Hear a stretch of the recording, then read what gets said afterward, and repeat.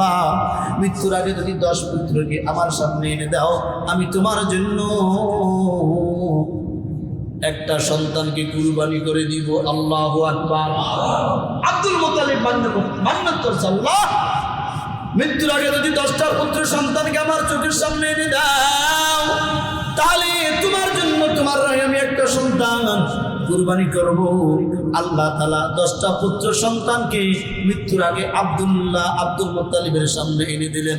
এখন কুরবানি করার জন্য রেডি, কিন্তু কেমনে কুরবানি করবেন, কোন সন্তান কুরবানি করবেন এটা তো উল্লেখ করে নাই। বলছে 10টা সন্তান দেখতে পারলে একটা সন্তানকে তোমার ভাই কুরবানি করে দিব, কিন্তু কয় নাম্বার সন্তান, নাম কি হবে এটা উল্লেখ করে নাই। আল্লাহ তাআলা 10 সন্তানকে একত্রিত করে দিলেন। এখন কুরবানি করার জন্য আব্দুল মুত্তালিব লটারির ব্যবস্থা করেছে। আল্লাহু আকবার।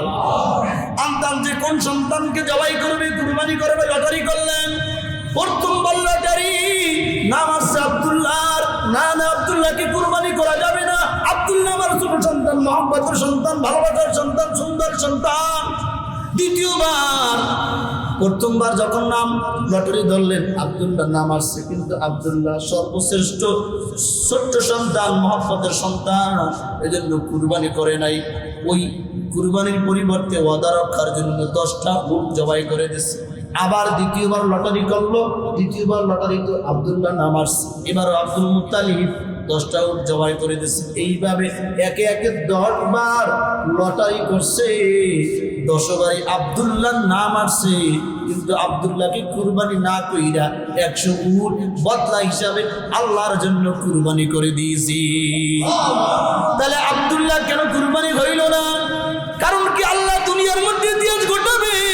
কারণ কি আব্দুল্লাহর ওরসের মধ্যে পৃথিবীর সর্বশ্রেষ্ঠ মহামানব মুহাম্মদ আছে, ঠিক না বাকি ভাইয়েরা আমার?